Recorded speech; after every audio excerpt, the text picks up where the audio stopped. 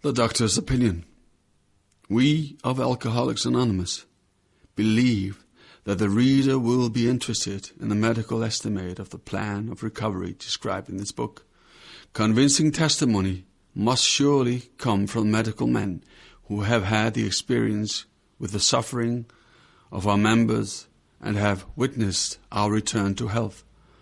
A well-known doctor, chief physician, at a nationally prominent hospital specialized in alcoholic and drug addiction, gave Alcoholics Anonymous this letter. To whom it may concern, I have specialized in the treatment of alcoholism for many years. In late 1934, I attended a patient who, though he had been a competent businessman of good earning capacity, was an alcoholic of a type I had come to regard as hopeless. In the course of his third treatment, he acquired certain ideas concerning a possible means of recovery. As part of his rehabilitation, he commenced to present his conceptions to other alcoholics, impressing upon them that they must do likewise with still others. This has become the basis of a rapidly growing fellowship of these men and their families. This man and over 100 others appear to have recovered. I personally know scores of cases who were of the type with whom other methods have failed completely. These facts appear to be of extreme medical importance. Because of the extraordinary possibilities of rapid growth inherent in this group, they may mark a new epoch in the annals of alcoholism. These men may well have a remedy for thousands of such situations. You may rely absolutely on anything they say about themselves. Very truly yours, William D. Silkworth, M.D. The physician who, at our request, gave us this letter has been kind enough to enlarge upon his views in another statement which follows. In this statement he confirms that we who have suffered alcoholic torture must believe that the body of the alcoholic is quite as abnormal as his mind. It did not satisfy us to be told that we could not control our drinking just because we were maladjusted to life, that we were in full flight of reality, or were outright mental defectives. These things were true to some extent, in fact, to a considerable extent, with some of us. But we are sure that our bodies were sickened as well. In our belief, any picture of the alcoholic which leaves out this physical factor is incomplete. The doctor's theory that we have an allergy to alcohol interested us. As laymen, our opinion as to its soundness may, of course, mean little. But as ex-problem drinkers, we can say that this explanation makes good sense. It explains many things which we cannot otherwise account. Though we work out our solution on a spiritual as well as altruistic plane, we favor hospitalization for the alcoholic who is very jittery or befogged. More often than not, it is imperative that a man's brain be cleared before he is approached, as he has then a better chance of understanding and accepting what we have to offer. The doctor writes, The subject presented in this book seems to me to be of paramount importance to those afflicted with alcoholic addiction. I say this after many years' experience as medical director of one of the oldest hospitals in the country treating alcoholic and drug addiction. There was, therefore, a sense of real satisfaction when I was asked to contribute a few words on a subject which is covered in such masterly detail in these pages. We doctors have realized for a long time that some form of moral psychology was of urgent importance to alcoholics, but its application presented difficulties beyond our conception. What with our ultra-modern standards, our scientific approach to everything, we are perhaps not well equipped to apply the powers of good that lie outside our synthetic knowledge. Many years ago, one of the leading contributors to this book came under our care in this hospital, and while here he acquired some ideas which he put into practical application at once. Later he requested the privilege of being allowed to tell his story to other patients here, and with some misgiving we consented. The cases we have followed through have been most interesting. In fact, many of them are amazing.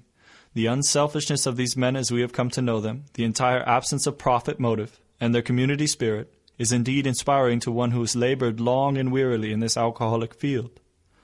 They believe in themselves, and still more in the power which pulls chronic alcoholics back from the gates of death. Of course, an alcoholic ought to be freed from his physical craving for liquor, and this often requires a definite hospital procedure before psychological measures can be of maximum benefit.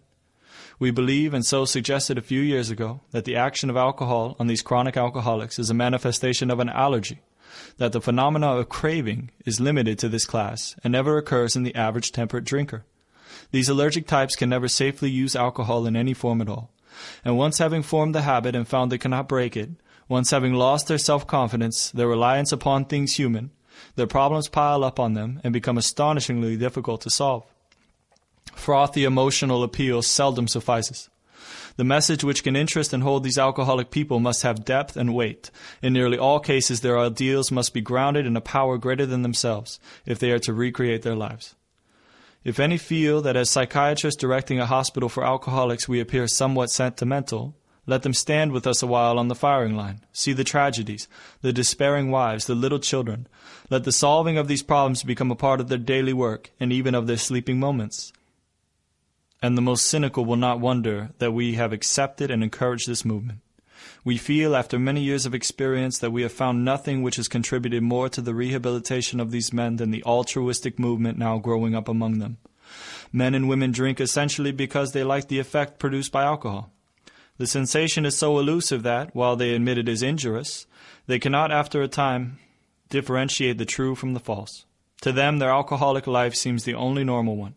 They are restless, irritable, and discontented, unless they can again experience the sense of ease and comfort which comes at once by taking a few drinks which they see others taking with impunity. After they have succumbed to the desire again, and so many do, and the phenomena of craving develops, they pass through the well-known stages of a spree, emerging remorseful, with a firm resolution not to drink again. This is repeated over and over, and unless this person can experience an entire psychic change, there is very little hope of his recovery. On the other hand, and strange as this may seem to those who do not understand, once a psychic change has occurred, the very same person who seemed doomed, who had so many problems he despaired of ever solving them, suddenly finds himself easily able to control his desire for alcohol, the only effort necessary being that required to follow a few simple rules. Men have cried out to me in sincere and despairing appeal, "Doctor, I cannot go on like this. I have everything to live for. I must stop, but I cannot. You must help me." Faced with this problem, if a doctor is honest with himself, he must sometimes feel his own inadequacy. Although he gives all that is in him, it often is not enough. One feels that something more than human power is needed to produce the essential psychic change. Though the aggregate of recoveries resulting from psychiatric effort is considerable, we physicians must admit we have made little impression upon the problem as a whole. Many types do not respond to the ordinary psychological approach.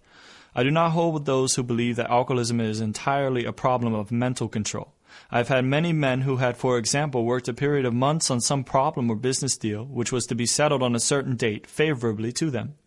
They took a drink a day or so prior to the date, and then the phenomena of craving at once became paramount to all other interests, so that the important appointment was not met.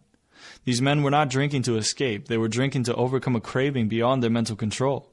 There are many situations which arise out of the phenomena of craving which cause men to make the supreme sacrifice rather than continue to fight. The classification of alcoholics seems most difficult, and in much detail is outside the scope of this book. There are, of course, the psychopaths who are emotionally unstable. We are all familiar with this type.